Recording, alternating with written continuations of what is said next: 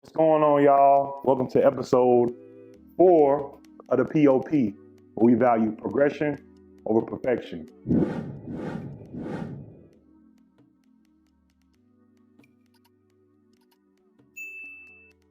Y'all know how we do. Nothing scripted, nothing, we ain't got no phones, none of that. So it's just really, we just going on have a conversation. Off the cuff. Off the cuff. You know how we do. So I got a special guest today, another Beaufort native. Got my boy Trey with us today. How long we been rocking, bro? Whenever we took that women's and studies gender class, it was me, you, and Gerard. Yeah. So ever since then, That was that had to be 2013? before you went military. Yeah, that's a long time. So over 10 years, that's a decade, man. That's With the guys. with the guys, you know what I mean? So I'm not gonna do too much talking. I'm gonna let Trey, introduce himself, tell y'all a little bit about him. Again, we're just having a conversation, and I'm gonna get this over to Trey. What's up, guys? I don't know why Chan chose me for something like this. I don't know. I feel like I'm pretty boring, but like Chan said, I'm from Beaufort, South Carolina. I have 5 older sisters. No brothers? No brothers. I'm the youngest as well. So it is what it is. Baby boy. Yeah, something like that. I went to school in Beaufort County my entire life. I went to James State Davis. I went to Well Branch Middle, and then I went to Barry Creek for 2 years. And then the district reorganized, so I went to Well Branch for 2 years. And Well Branch was a brand new school. So yeah. They saying that Beaufort ain't really the low country. I had to talk to Eric about that too. So Beaufort is the lowest of low country in the state of South Carolina because Beaufort goes to the state line. So if we're using like geography or I don't know what we're defining sea level, Right. all that is still Beaufort. So I get it though. Regardless, if it's past Charleston, we don't consider it low country, but If it's I'm just gonna say it's the low country, y'all. So South Carolina, another Beaufort native. So we're glad to have you, man. So I know you said so you were born and raised out in Beaufort, yeah, I was born and raised down in Beaufort. My dad's from Beaufort. My mom's from New York. And my mom has family down there. So it was a smarter decision, cheaper, better quality of life to live in the South.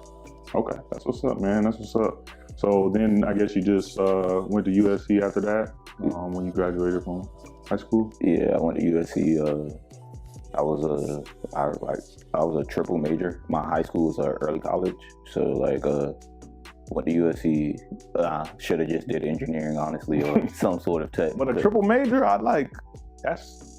It was real easy to major in the business school. So I think I started off as a marketing and management major. I think it's the difference was 3 classes, but I came to school with 35 credits. College credits already. Yeah, college credits. So it was real easy because I didn't really want to graduate early. And then this guy named Holt Harold, I worked in the mirrors. I worked in the mirrors with him. He was a big GSCOM guy. He was singing their praises. He was like, "Hey, you should talk to somebody. You should talk to Dr. Jensen or Dr. Harry." And so I ended up setting up some time with Dr. Jensen. I talked to him, and he sold me on it. While I was taking that class, 2 of the professors, Carolyn Zimmer, it was a statistics class, and never had stats in my life. I took trig, and I took whatever whatever other math classes and stuff. Yeah, whatever. But she was just how are you able to do this and you're not showing any work? Are you cheating? I'm like, no, I can. Oh, so you was basically just doing it and then answering. I was just answering the questions. Golly. And she was just I was like, if you give me problems, I can do them in front of you, and there's no way I could cheat. Yeah. And she was just like, hey, you should sit down with my husband. My husband's a chair, and he sits in the GSCOM chair too. And basically they just sold me on it, and to like, bro, Miss Zimmer loved me. Like she would invite me to dinner, all kinds of stuff. Like Miss Zimmer loved me.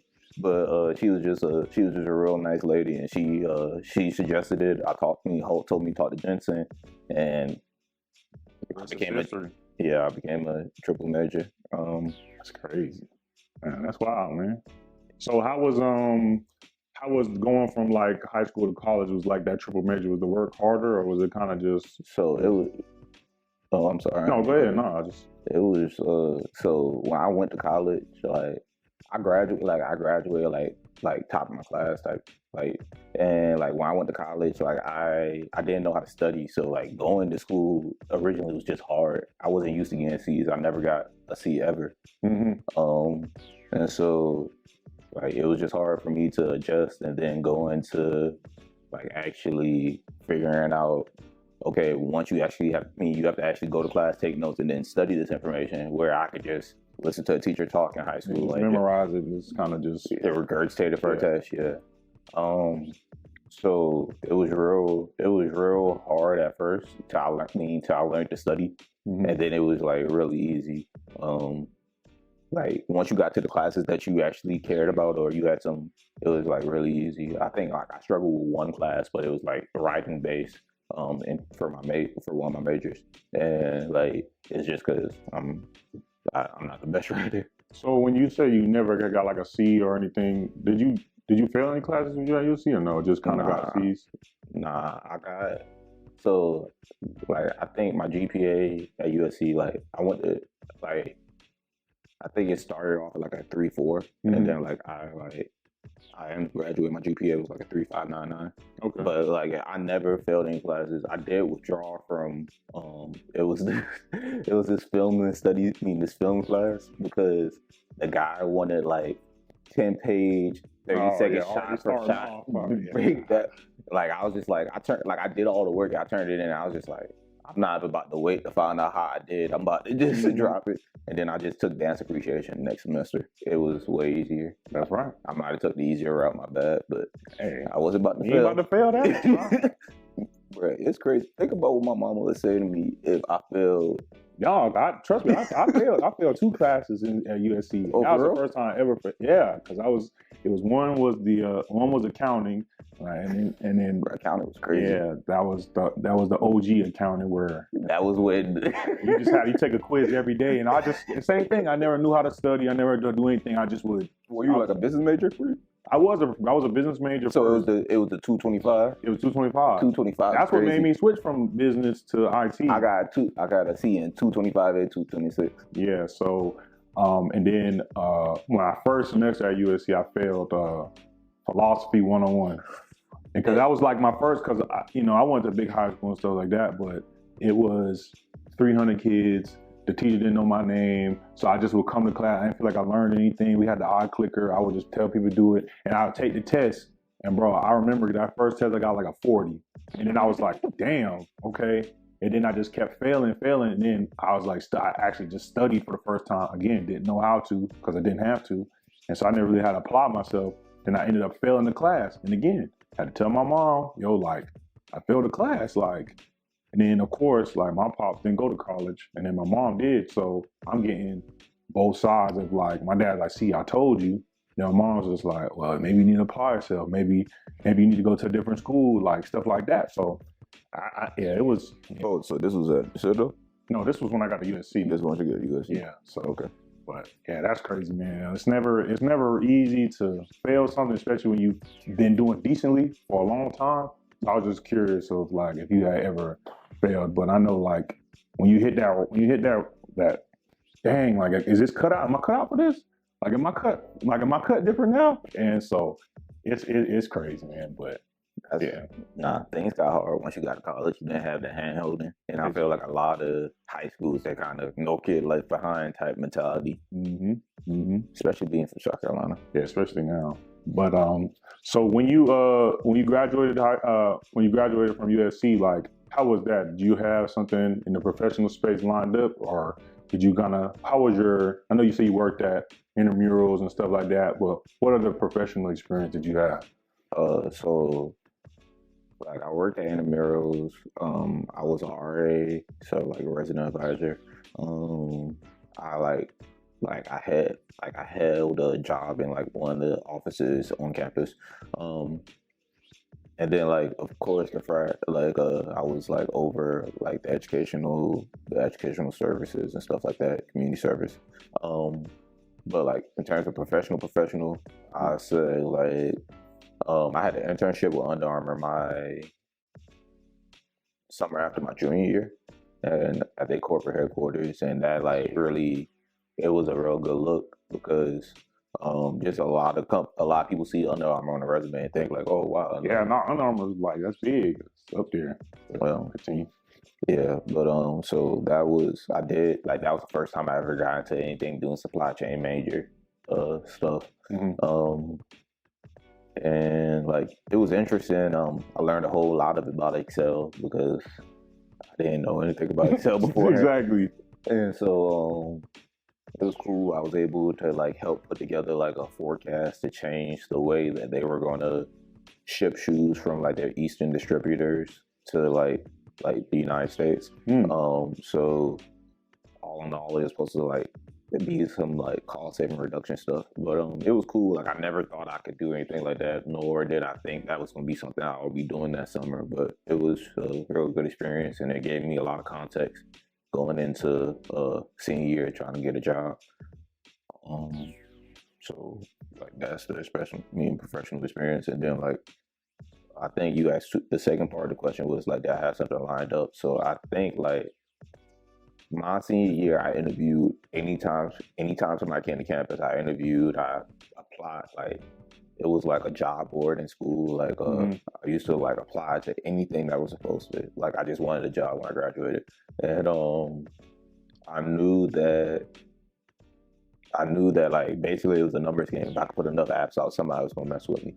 I ended up getting hired on, like an early offer from Textron Specialized Vehicles in Augusta, Georgia, and I was a buyer planner office, buyer planner position, and basically what that was that person was responsible for buying all of the specific makeup apart for a manufacturing line. I was buying all the plastic parts for like a couple of lines, and like they Textron Specialized Vehicles, they made like golf carts, hunting buggies, those little tram things that pull your stuff at the airport, stuff like that. Okay. So I basically was ordering floorboards, tires, like seats, A whole bunch of stuff. yeah, just a whole bunch of plastic stuff. And that was the offer I got. I didn't really understand what I was gonna be doing, but like I was just excited to have a job. Something lined up. Yeah, like it was weird because you were seeing like people that didn't have internships and stuff getting jobs and like offers before you, but it was just like, dang, like I just wanted something, so I took what I could get.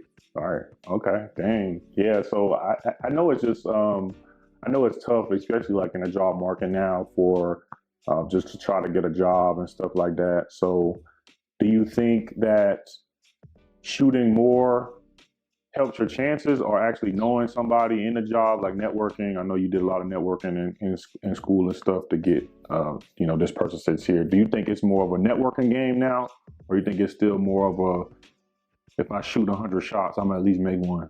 I feel like if you know somebody and they can position you, like definitely like reach out, like use that network, definitely. But if you don't know anybody, and like you gotta get it off the cuff, you gotta shoot until you make something. Yeah, because I know a lot of like just talking to a lot of people nowadays is just they think that if they apply, then they're going to get an interview, especially with people who haven't been out and applying a lot in the last 5 years or so, that they just like, oh, well, if my company don't give me this for my bonus, then I'm going to apply to this job and I'm going to leave them. And I just feel like I don't want to discourage them and be like, I mean, just because you apply don't make it that you're going to get, any further than you are now. But it's just, it's just crazy. It's just crazy times, and I think we all just need to understand kind of what the capacity of workspace is now. But that's just a whole nother conversation in itself. But yeah, so Under Armour, how was that experience? You know, coming with that since that was like kind of your first professional. Were you? I assume you were in the office at their headquarters and stuff as a college student. How was being with working with the day-to-day operations? That it was real interesting because there were like 100 interns, so but they were spread across 50, 60 departments. But like I was the only intern in my department, well, in my specific sector of my department, and it was weird because it was like, hey, like a lot of this information, like you don't understand what's going on, you don't have any context, just try to like pick up what you can pick up, and then we're gonna kind of direct the work that you do so you understand more. But it was also like kind of like we're still in school because it was like we go home and it's 90 interns and we're just hanging out, going out, doing whatever. We were in like Baltimore, Maryland. It was different. It was different than anything I was used to. Right. But it was real cool. My manager like tore his Achilles playing basketball or something in the middle of us working, so it was like kind of touch and go for a little while because like my manager reported directly to a director, and so it was like it was no like funnel. It was just you kind of just taking commands and stuff and just working with what you got to work with. So it was interesting. Okay. What so how long were you at the Textron? Textron. How long were you there for? 1 year. Not trying to bash them or anything, but working in like a manufacturing facility, dealing with like planning and capacity and stuff like that. It's not a job for the weak. It's like really demanding, like early hours, late hours, random calls in the middle of the night, all kinds of stuff. And I didn't really rock with it, so I kind of start applying. And like I said, like I'm a numbers guy personally. I'm gonna put all shooting. You just like, hey, like some things are gonna stick, some things aren't gonna stick. Like, and like I was lucky enough, and this is like how you were saying, like to know somebody. Like I was on the mailer list for like Dr. Jensen from USC. Like he was the head of the GSCOM department, global supply chain department. And it was basically a rotational program for IBM in their enterprise and operational services department. And like I was like, dang, this is good because I don't really know what I want to do. Like the supply chain is such a vast thing. Like people tell you like, oh, I do this, I do that, I do that. You might meet 100 supply chain professionals and they all do something completely different. So it was really interesting to kind of have an option to like try to get into a program where you can like learn different things or kind of drive where you want to go into your career. So I emailed Jensen. I was just like, hey, I'm already graduated. Do you think I can apply? He was like, yeah, go for it. So I emailed this girl named Shannon Merriman, I believe, and she was like, hey, like yeah, like we're gonna do like a preliminary interview. We did a preliminary interview. It was like cool. She passed me along. This guy named David Cowgill who went to USC. He graduated with me, and like I knew him, but I didn't know him. He called me one day. He was in the program. He was just like, yeah, like these are the things you should say. These are the things prepping you should do. basically, brother, and you putting you on game. Like yeah, you just looked out decal. Real guy. Trying to send me that clip. David. Yes, sir. But nah, yeah, he put me on game, and like, you know, I went and like I smashed the interviews. Like I really prided myself on doing well in interviews. And undergrad, like I said, like I used to interview every day, any opportunity I could. So like I really put a lot of time and effort and preparation into my interviews, and I tried to make a lasting impression. So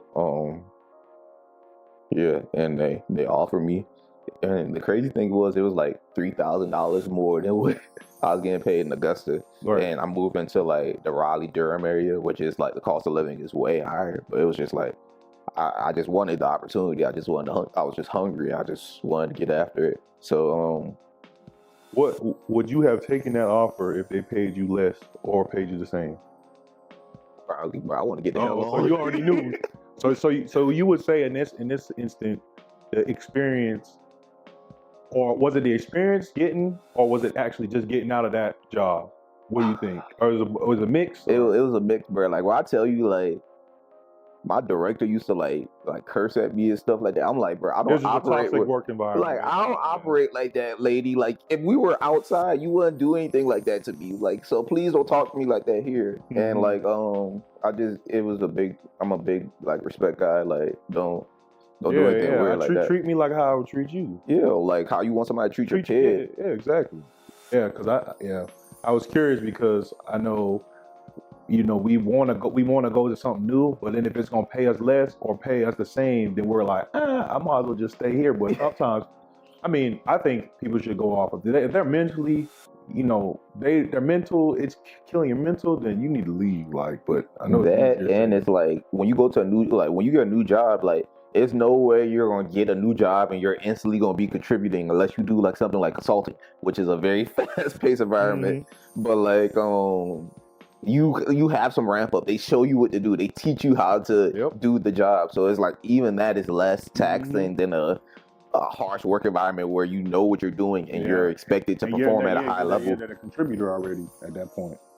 Exactly. I know you said you were practicing a lot of interviewing, going on interviews, perfecting that craft. Drop us some dimes on what you think makes a good interview, or at least from what you've done, what makes a good interview? I feel like for me, like you got to know your pitch, like what's your experience, your leadership experience, or your work experience, whatever you do, like you have to know your pitch. Like, don't be a robot. I did this. Like, they could read that off a resume. Like, you got to be personable and be real. Like, I try to read the person. Honestly, I don't know if it's a bad idea or not, but I try to make a joke. And if I make a joke early and they laugh, cool. If I make a joke early and they don't laugh, I'm like, well, like, I now know how this about to go. Exactly. So, or I might not, they might just not think I'm funny. So, okay. But like, I LinkedIn stalk them. So like, I know everything about them professionally by the time I talk to them. So like, I bring up different points. I reference things in their career, and like, I don't like try to, like, I let them ask their questions, but I have good follow-up questions. I try to like be able to like just make it a conversation instead of like me being nervous or awkward because I don't know what to expect. But I try to talk to them like how I would talk to you. Yeah. Okay. And then do you save your questions towards the end, or after they ask a question, do you ask them a question, or? Like, I ask, like sometimes I have a list of questions that I want to know the answer to when I come in, and then like during the interview, some of those questions get knocked off, and then like sometimes they start on something, and then I like ask them to expound on it, or I be asking them like this about this, and like, you know, it leads to more general conversation than just me asking questions or them asking questions. So like, it kind of like, it really just depends on the flow of the interview. Like, sometimes people are busy and they trying to get on, and I'm like, hey, we can do it. You can ask me what you got to ask me, and I can ask my questions if you don't get over it, and we can go. Or some people are friendly. Now, 1-page resume, 2-page resume. What's that looking like nowadays? My resume is 1 page. I just grew up in, like, we had a class at USC, and like they just hammered home 1 page, 1 page. But like, my mom has been working since whenever, and her resume can't fit on 1 page. Right. If you get the applicable, relevant information, the relevant professional experience. Yeah, but mine, like, at this point, it's just like the older experiences. You just give less bullet points, and then like if somebody asks about it, you can just expound on the interview. Like you shouldn't. I'm not flexing on the fact that I had an Under Armour internship at this point in my career. It's not gonna really do much doesn't for really me. hold weight for you now. Well, I did have an interview recently, and this guy was like, "Hey, are you from Baltimore?" And I'm just like, "Oh, nah. You think I'm from Baltimore because I work down there?" Nah. Oh, okay. I got you. That makes sense. Yeah, but nah. Or he asked, "Was I from Maryland?" I don't know. Oh, okay. How did the IBM rotation go? So it was weird because like the thing that they assigned me to was software asset management, and So like it's IT, not even like more of a, you getting tech. Sounds like. it was still like business. it's like a business side of tech. Okay. Software asset management is like basically like if you have a company, you could like hire IBM to handle all your licensing agreements. So like whether you have Microsoft Office, Red Hat, Python, like Jupyter notebooks, whatever it is, you have it on a major scale because you have it on 10,000 machines, 100,000 mainframes, whatever. Mhm. So we just want to make sure all the licensing agreements are like up to date. So it sounds really exciting, cool, whatever. But when you're just starting or when you're in a rotational program, they're giving you the accounts that have like zero problems. So like they just want you to like get on. So when I got IBM the first day, like our rotational program. So it was like I think it was like 3 or 4 classes of people in there. I think it was 3 classes of people ahead of us, and we just got hired on. And the fourth class was like graduate. So like we basically had like we helped hand out T-shirts for some event at IBM. IBM is a big like culture thing like in that area. Like it's a like facility like that had like that 10,000 plus people worked at, all that good stuff. So it was like they always had events and all kinds of stuff. So we were handing out T-shirts. I met this guy. He was in the rotation program. His name was Ernie Robertson, and like he was telling me about what his new rotation was going to be about. He was a big guy. Like he used to play football at NC State. But super smart. He did like supply chain stuff as well. But he was talking to me about like data analytics, and he was like, "Yo, this is going to be the future. This is going to be like the sexiest job of the 2020s." And so like this is 2017. He telling me about this. I'm like, all right. So I went home like every day after like orientation, first few days of work. I don't have anything to do. I'm just reading about data analytics, and like I'm like, all right. So like once I actually get into my rotation and I realize it's very slow, like I took every opportunity to take these classes that IBM offered on for like data analytics, data science, data modeling, agile methodology, stuff like that, just because like these are the work of the future, or the work of the 2020s. And then like I got like maybe like 10 or 12 certifications, and like at the cost of on their stuff. Yeah, on IBM's. Like it wasn't like these weren't professional certifications. They were like through this thing called a claim. The claim is like this. It's like a Udemy, almost like a. Yeah, exactly. Okay. So, but like they partner with IBM, so they gave you those badges off of IBM's classes as well. Nice. So, like one of the managers in the rotational program, he like I would see him look at my LinkedIn because like I like literally like finished class and add LinkedIn. I saw like every couple of days he'd come to my LinkedIn. One day he set some time on me. He put some time on my calendar, and he was just like, "Yo, like like I want to talk to you." He was right. He was a Brazilian guy. His name was Vinny Sosua. Super cool guy. And he was just like, "Hey, I see you out here getting all these badges. You're like about data science, data analytics. Like my team is moving from a reporting team to a data analytics team. We have like an international team. Like would you be considering your next rotation to be something with us?" And I was just like, yeah, like, but I'm telling you, like, I'm just learning concepts I don't understand. And he was just like, nah, we're gonna take you from 0 to hero. Yeah. I was like, all right. And he parked me up with this guy named Rob. Rob, I'm gonna butcher your last name, but I'm just gonna call you Rob G. Like, and he just like super smart guy. He was from Brazil as well. And like they both worked in in RTP or the Raleigh Durham area, and like they helped me and they gave me projects and work that stressed me and stretched me and made me kind of figure things out. And then Chan, like I would feel dumb and like stupid for hours trying to figure things out, and then Rob would look at it and he'd be like, "Oh, all you gotta do is do that." And like he looked at it for 4 seconds. I'm like, "What?" Like, and it works fine, whatever. And like it was just like, dang. And so I kind of just worked at it. Like I used to stay after work late. I used to try to like on the weekends and stuff. And then like one day, I can't say everything just clicked, but stuff just made sense. It just made sense. Like coding is only syntax and semantics. Syntax is how like it's written out or how it's like prepared. Semantics is how like it's thought of, how it's like constructed. Like does this make sense? Like a sentence, like this needs a noun, pronoun, a verb, whatever it may be. So like it just started making sense to me. And like, you know, I kind of like, I can't say I got good at it, but I got functional enough at it where I was able to deliver work for different groups.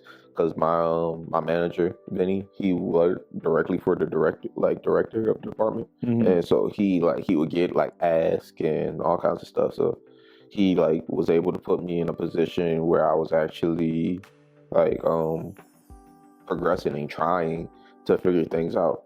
How was that? How was like going from not knowing something to actually contributing? How did you feel? For the first bit of time, dumb, like very dumb, very like I didn't understand, I didn't comprehend, but it was like that was good because I was learning. But like being able to actually like, oh, like Trey's gonna take this, he's gonna do that for us, whatever. It was great. Like even like other people asking me to help them out on like help build out models and stuff like that. It was cool because it was like I'm valuable. The work I'm doing is valuable, or it's valued at least. Did you ever feel like you wanted to give up? A lot. A lot. Yeah. But like the thing is like pressure bust pipes will make diamonds. So like like of course you ain't gonna get it today, but like if I would have got it today, like that means everybody would have been able to get it that day. So like, you know, you gotta work, you gotta put the effort into it. Yeah, hard things aren't, easily achievable. There you go. How long were you working with IBM on the data team, data analytics? So about like 18 months. So like this guy named Parker Roller came in the next rotational class. He was a super smart guy from Tennessee, and he like really like raised the level of our team because he was really like, he really understood the stuff. He studied it for a long time, and he was just able to like make the rigor of the things we did harder. And so like I was able to kind of learn a lot from Parker, and he, like a lot of times like I just would have to talk stuff out with him. Like he would be able to help me, or sometimes he would just like, hey, you'll get it. Right. So like Parker P. Roller like helped me a lot. And then like so from there, like I was trying to get like a full-time gig with IBM, like because I was in a rotational program, and they changed it from 3 years to 2 years my second year. So I was trying to get a full-time gig, and they told us we could do another rotation if we needed to, but it was just like I wasn't I didn't feel like I was getting the most out of the program. The work and stuff I was doing, I felt like I was contributing more than what I was compensated for. And then like the average data analytics or data person within the RTP area was making, and that's where like Raleigh Research Triangle Park in the Raleigh Durham area, was making like $30,000 more than I was making. Like even doing relatively the same work. Yeah. And then like even Parker, who was newer in the program, he was making more than I was making, because it's like, every year the cost of obtaining talent is more expensive. Yep. So it was just like I just didn't feel wanted. So I got back on my joint, and I started shooting them shots. Okay. And like I got really lucky. Deloitte, like one of the recruiters from Deloitte hit me up, and he was just like, "Hey, on let's LinkedIn." Huh? They hit on LinkedIn? was. Okay, all right. Hey, So- LinkedIn is the most important social media, bro. Okay. But he hit me up and he was just like, "Hey, like, I see you're doing XYZ. Like, we have a group that's looking for you to do some similar work." And I was just like, "All right." And so he was like, "Hey, like, this preliminary interview went well, whatever. I'm gonna pass you on to the actual recruiters." I had an interview with the recruiter. She was just like, "Hey, like basically like, hey, you're a good candidate. I just want to vet you and make sure you're not like crazy or anything." Yeah. Cool. So they set up the interviews with like, I think it was like 2 different managers that worked on the team, and then like a director or something like that. And long story short, bro, like I interviewed and everything kind of worked out great. Like I interviewed like on a Wednesday, and then we went to Randall's bachelor trip in the DR, and like I think we got there like, I don't know, like Thursday or Friday, and like I got there. When I got to like the first time I was able to get on Wi-Fi, I checked my email and I had an offer. Dang. So everything just kind of lined up, like God's plan and God's timing, perfect, boy. Yep. So I ended up like moving to Orlando, Stanford, Florida, right outside of Orlando, like one of the suburbs. And I ended up working with Deloitte and like the risk and what financial something department. Doing data analytics. So with basically I was on a specific project. I wasn't going to be switching projects and everything. It was a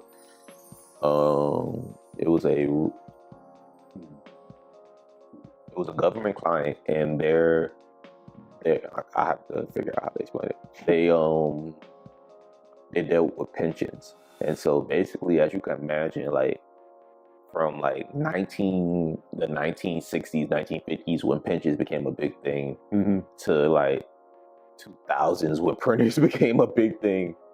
I mean, well, when like computers became a big thing, everything was just dealt in paper. So like payouts or like people's policy, whatever, it was just dealt in paper.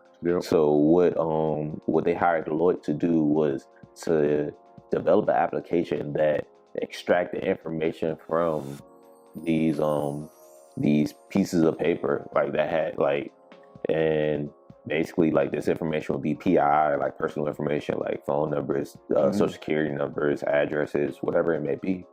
And basically Deloitte had to create this application. So I sat on a team that like worked on the back end of it. Like actually the way it worked was the application needed like images to be able to extract information. So like form 1 of this packet, and so like we were going to extract just form 1. So we just need to cluster all the form 1 page 1 packages together, because the way it worked was it positionally extracted information. So like basically we had to like, okay, this is the line, this is the area on the screen, or where it would be at, and like you can extract from here to here. This should be your name, or this should be the social security number, this should be whatever. So basically I worked on the back end of it, and we just made sure that the application ran. So whether that was like clustering images, like to like be able to extract the information, whether that was running regular expressions on information that we have like uploaded into Excel to find like patterns or like terms, so that we can then like cluster information, whether that was optimizing the images, so that the application can actually read where you was positionally distracted. They had a whole bunch of like legacy code that was written in like this thing called columnar format, and we had to transfer it into like standard SQL. So like worked on that. Like I kind of liked it because it was just different. It sounded like you did it sounded like you very passionate. You did a lot more than what you was doing at IBM, obviously. Doing a lot more, and you got paid a lot more. That was what I'm saying. I would hope you got compensated a lot more for doing that type of work. So again, wanted to leave because you wasn't, and then now you making more, doing more, progressing yeah, up. That's dope, man. Yeah, so that was like I think I started in like August of 2019. So it was like cool. Florida was cool. But COVID happened in 2020, so I had to get out of Florida because Florida people take nothing serious. Yeah, it was outside. They was outside. Yeah. And I wanted to be outside with them. Yeah. So you ended up moving? Yeah. So what happened was like during COVID, it was just like a big tech bust, like especially fintech or like data analytics. And so like basically a lot of recruiters were just reaching out to me and like on LinkedIn again. LinkedIn. Okay. LinkedIn bandit, bro. Yeah, we're gonna get on that LinkedIn, but yeah, continue.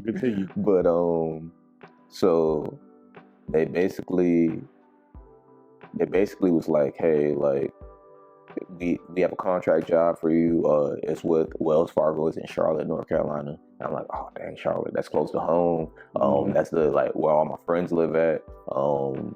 Like basically when you graduate from USC, you either go to Atlanta or Charlotte or Dallas for some weird reason. Yeah, since that sounds about like the. Yeah. So like so I was like, dang, I'm trying to go to Charlotte. And so like, you know, I ended up interviewing, and this contract role was like slated it could be no longer than 24 months. But it was paying me the most money I ever was making, and like that was taking me over like the 6 figures mark. And like I was just like, yeah, like I'm gonna do it. And so I just jumped into it. I didn't know what I was doing. And so basically we were like going to be, the team was called DESBOT, Data Security and Business Operations Team. And so I remember this shit. Dang, I don't mean curse. I remember this on the like the job description. It was like it's gonna be dealing with data governance and 2 lenses. One would be like as the new legacy systems are as new legacy systems as new systems are like unloaded onto their like data lake. Like their legacy systems have to be offloaded and permissions have to be removed, so people aren't using like old data to be able to produce these reports, because like stuff like that in the bank can get people audited and all kinds of stuff.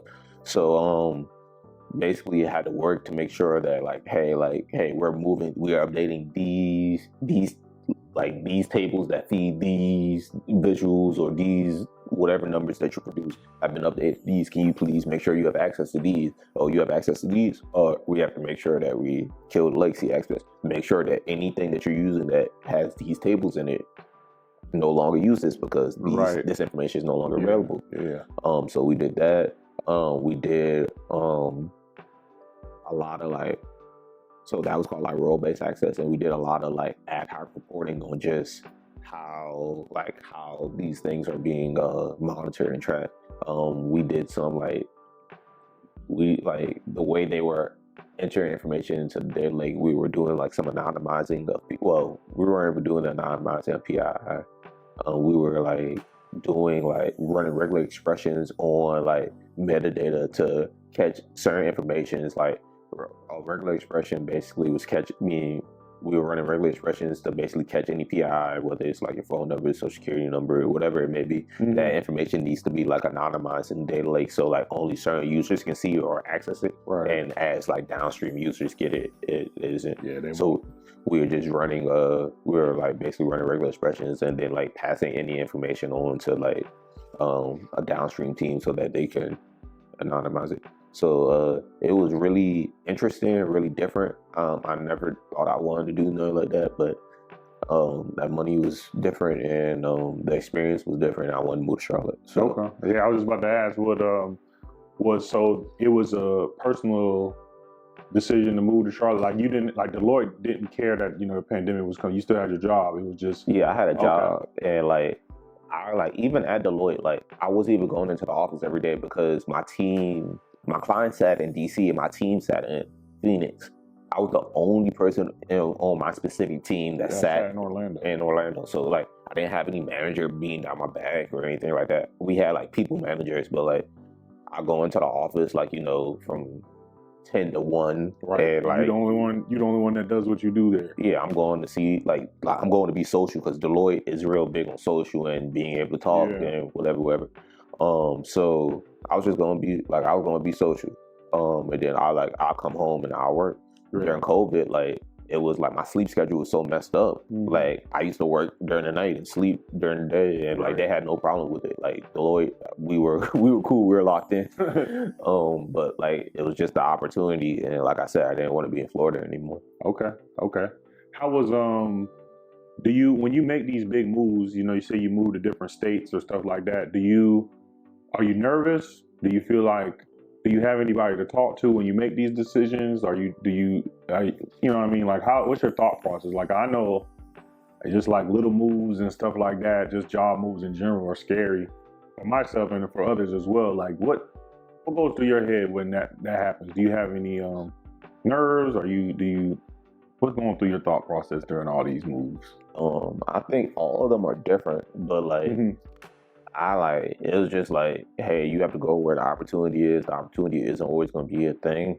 Or you also had to go like and think like, dang, like if I'm not valued at my job, why wouldn't I not go somewhere that I'm valued at? Like, I'm moving from city to city, and yeah, I'm making friends and stuff, but these aren't my core group of friends. But all the people that I've met, like especially like around here, like love those people to death. But like, it's just like, hey, why not experience something new, especially while you're young, especially you don't have no baggage, no kids, anything like that.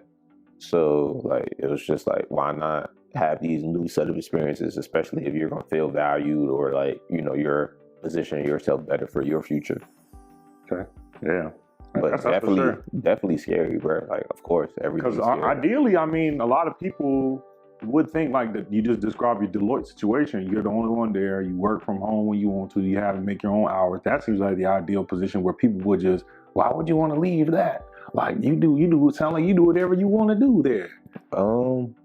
It was like, well, it was one during COVID, so everybody was working from home. Everybody was at home, yeah. But I think like I really did like what I was doing in Deloitte, but like I was talking, so we had some profiles, Chuck Redmond, Mark Rush, Stephen Bradley. Like, I'm talking to these guys and I'm understanding more about like, okay, like Chuck worked for McKinsey. McKinsey's an MBB.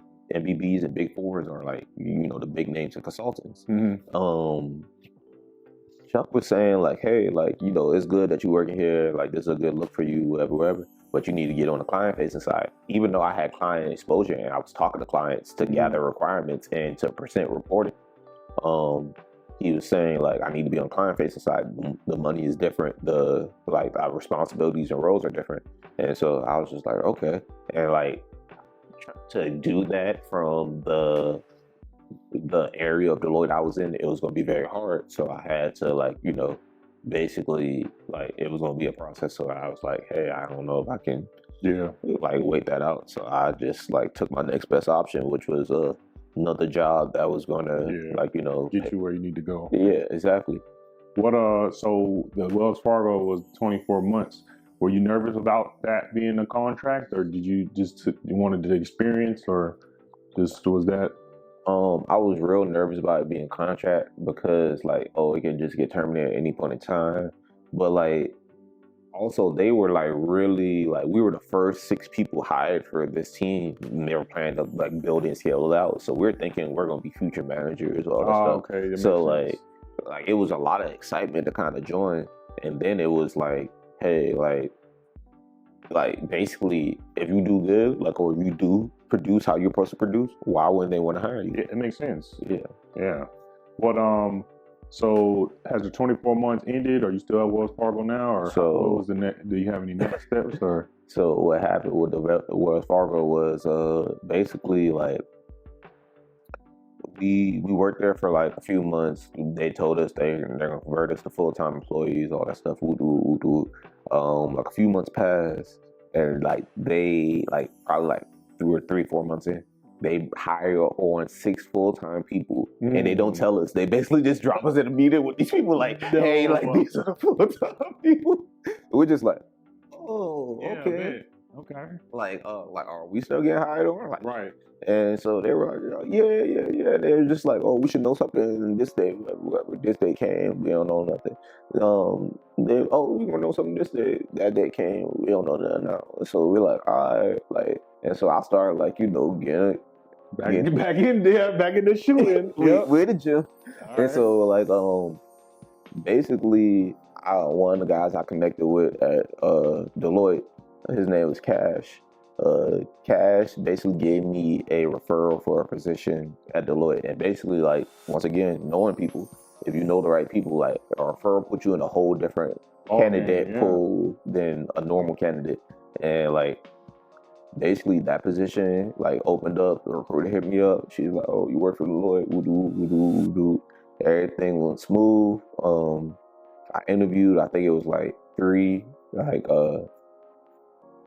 separate days of interviewing. I think the third interview was like three different people, like each like 30 minutes, and like everything worked out well. And the boys Deloitte. They gave me back at Deloitte, and I was client facing. So now, so back when you had the conversation with Rush and them, kind of just full circled, and you would have never gotten that if you didn't step out and step back in, probably, or it took you longer, probably. Exactly. And the thing is, it's just like, if you do good work for people, they gonna rock with you regardless. Yeah, exactly. So like, it was a great opportunity for me, and I was able to like, get in, be client facing, do some data engineering work, and it gave me one experience with like a financial entity. I did some like ETL work for a client that needed information mapped to each level of the data lake to produce reporting for like the SBA, the Small Business Administration. Like, it was about PPP loans, because everybody mama got was eating that PPP loan. Hey, I don't do this work no more, but hey, I feel bad for y'all boys. Like, I'm sorry. Hey, but yeah, so I did that for like 3 or 4 months. That was like, it was very like, client facing consulting is very demanding. Just like hours, work environment, like people talk to you crazy and stuff like that, and that shouldn't be it. So like, if you work in a client facing environment, something like that happens, like, speak up, stand up for yourself. Right. I did, and I ended up getting on another project, and it was cool. It was great. The people talked to me great. I did great work for them. Basically, it was a big West Coast tech client. And I ran their long-term revenue calculation, and basically they used that calculation to figure out how they were going to how they were going to use their marketing budget. And so you basically update the calculations as you gain more understanding about different concepts, or as the business need changed and stuff like that. So it was really cool. I got to work with this really cool guy named Riley Huffman. Riley is now working at Hulu. Sheesh. So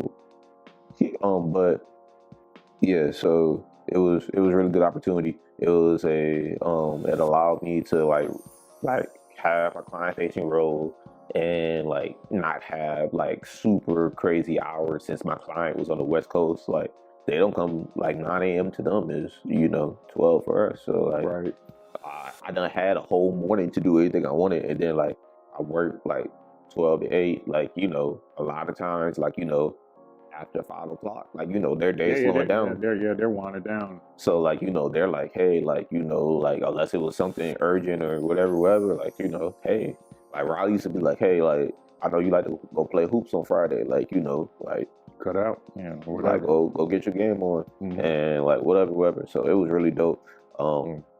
So I did that for like maybe a year or so between the two roles, and then I didn't really need to get back in the gym because of LinkedIn. I got hit up. That LinkedIn boy. Yeah, okay. And like, basically this contract was talking something crazy, like, boy. And I was just like, well, like, I did some contract work before. It was cool. Like, it was just weird. Yeah. But like, the money that they're offering will make it worth my while. Okay. And it was one interview, and well, like, you know, the preliminary interviews with the recruiters and stuff. But it was one interview with the lady that was hiring me, and I took a shot or two. Like I wanted to feel real cozy. Yeah, I got you. And like we just talked for like an hour, and I think this was like at 1 or 2 o'clock. She called me back by 5. It was on Friday. She called me back like 4:30, and she was just like, "Yeah, Trey, I want to offer you a job. They're gonna send you the paperwork on Monday." And like, I don't want to say that changed it really did change a lot of like my perspectives on life and like the scope. Life changes. Yeah, like it was, and I did that. I basically was a contractor with Bank of America, and I've done that for the last 2 years. Actually, I even told you this, bro. My contract ends Wednesday, so it's fine. I'm back on the job market. The grind. Okay. But like I said, I'm getting my shots up. Yeah. But like, it's so many opportunities out here for the right thing. So the job market is really weird, but it's like, like you have experience, you have the ability to really kind of command and do what you want. So you gotta find your little niche and work at it. No, for sure. Wow, that's a pretty good story, and you know, just your timeline with jumping from, you know, basically looking at where you want to go and kind of aligning that to actually get where you are right now. So we appreciate that. And you know, I have a question, and just, you know, for those that are listening as well, why are people nervous on leaving their job? Like, I got a lot of friends who are just, their job treats them well enough for them to stay, but they complain about either they're getting treated bad or they ain't getting paid the way they think they deserve to get paid. What do you think's holding them back, and what kind of advice would you give them to make that leap? All right, can I ask you a question real quick? Go ahead. This might be a bad analogy, but like, why do people stay in relationships that aren't working for them? I mean, it's very subjective, but probably just for comfortability and comfort, stability, and just knowing that I come home to somebody, even though I don't like them for real. But same thing with a job. You know, like it's comfortable. It's comfortable. Like, hey, I've been doing this work. Like, I have this experience. I have this much clout with the bosses or the upper management. So people are gonna stick with the side of comfort. And like, you know, of course, like nobody wants to like, oh, like I just go to a job and I hate it more than my previous job. So like, you know, people are scared to step out. But like, the grass is always greener. That's what I always hear. Like, they scared that the grass is gonna be just as brown as this grass. Shit. But you never know, right? The grass may be browner than the other grass, but like, if you're moving for the right reasons, it's like, it'll be okay. Like, you overlook why it's brown. You're like, okay, like my old manager treat me bad. At least this manager treat me good. He has to work way harder, but yeah, but like, that's how you learn. That's how you gonna learn. Just like you said when you had to start doing the data analyst stuff. Like, you got thrown in, you squirmed a little while, but then you it was a little while. You were farming and you was drowning, but you came out victorious at the end. Yeah, and then like LinkedIn, I heard you, like a lot of your opportunities came from LinkedIn. A lot of, you know, where you mentioned LinkedIn a lot throughout our conversation. What makes a good LinkedIn profile? Honestly, just like, you have like, it's like it taps into your network, so you have to have good connections with good people, like people that are going to be able to like see your information and pass it along to the right people, or just like you can see job opportunities that they post or job opportunities that their friends post or stuff like that. But I want to say, like, definitely got to have a headshot. A lot of people don't have a headshot on LinkedIn. It don't got to be professional. You do like the AP, do the AP. Like, hey, it'll work great for you. Have a picture that looks good. Okay. If you don't want to do a professional one, do that. Like, actually having like clear, concise explanations of the jobs that you have. A lot of people just have their job history on their LinkedIn and not like any information. Should it be looking like your resume, or should it look different as your resume? Is more better on that side? I think it's a good opportunity to. It can look exactly like your resume. You can really copy and paste it. Like when I'm in a time crunch, I just copy and paste that information. But sometimes, like you might be able to expound more on it because you have however long you want on LinkedIn, but on your resume, well, my resume is only a page. Yeah. So like you might, excuse me, you might be able to expound more upon it on LinkedIn if that's what you choose to do, or like you could just like save that stuff for face-to-face conversations. Who knows? It just depends. But I think actually being active on LinkedIn, like liking things, applying for jobs, like getting certifications, stuff like that, it like puts you in a different ball club because like now it's like you're actually using LinkedIn for its good. It's like Instagram, but instead of clout, you get in opportunities. Yeah. So people need to treat LinkedIn as Instagram, not as for just follow all my friends, but Cloutless Instagram. Yeah, just to actually be on it, like be engaging with people, posting things and just liking things, resharing. Just make the recruiter know that you're actually on top of all this stuff. Bad, or even if you like, I remember at one point in time I wanted to work for the NBA. Like I had a pipe dream of work for the NBA, and like I connected with a couple people, ended up setting up meetings, got to talk to some cool people about different experiences. I actually got some interviews, and like I found out that like a lot of people like treat working at the NBA just like a job. I love watching basketball, so like I wouldn't want to treat this like a job. So maybe that's not the smartest thing for me to go to do, because you don't want to like make your enjoyment your job. Yeah, like it might turn you crazy because you're not gonna be able to turn it off. Yeah, so like that's true, man. That's true.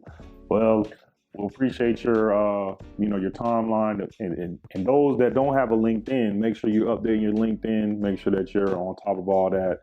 As you know, Mr. LinkedIn himself, Trey, has gotten many opportunities from LinkedIn. Your LinkedIn kind of crazy though. I mean, yeah, I was looking at yours, really, yeah. Not you black man complimented my LinkedIn. I'm just saying, because I understand, because I've gotten hit up from recruiters and stuff on my LinkedIn as well, and I've over the years combed through it, looking at other people who has a nice LinkedIn profile, yours included, to try to see like, okay, what do they have that I don't have? And I verified my LinkedIn. That was one thing I've seen a lot of other people have changed the title of, like, just not just your job, put something else with it, having a good bio, having, just like you said, with the skills. I didn't have skills under my job, like those skills. And then you can endorse other people as well. Like if you network with somebody, they can endorse you, like maybe a prior employer or a prior coworker or just another friend can endorse your skills, saying, okay, yeah, Trey is good at data analytics or data science or whatever, and endorse that. That shows my certifications, my schooling, stuff like that. I try to put that on my resume just to make it look more appealing to someone who looks at it. And I'm starting, like, just like an Instagram, you just want to make sure someone looks at your page. You don't want them to look at it and just be like, nah, they don't really take this serious, or they, Hey, so that's how my Instagram is. Yeah. My Instagram is a Travis Scott quote that nobody knows.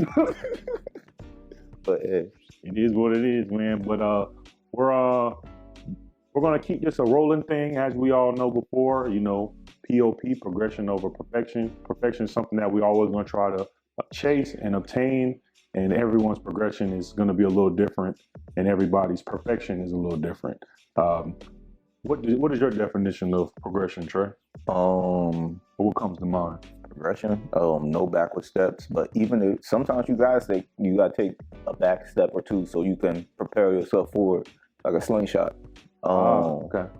But like just keep moving. Like sometimes you have to make lateral movements, sometimes you have to make movements that are gonna put you back. But like have a plan in mind and keep like progressing towards the goal. Like the ultimate goal is not working a 9-to-5 job at all. So we just got to figure out how to get there from working one. Yeah, that's good. That's a good dime to drop, man. You got anything you want to leave the people with? God is the greatest. Trust in God that He gonna make sure you straight, like forever. Like have a good network of friends. Have people that push you. If you have too many people that just say yes to you or don't force you to like think outside your box or grow or expand, maybe it's time to look into a new friend group possibly, or you can stay with them. Those are people. I got people like that too, and that's cool. But just try to always push yourself forward.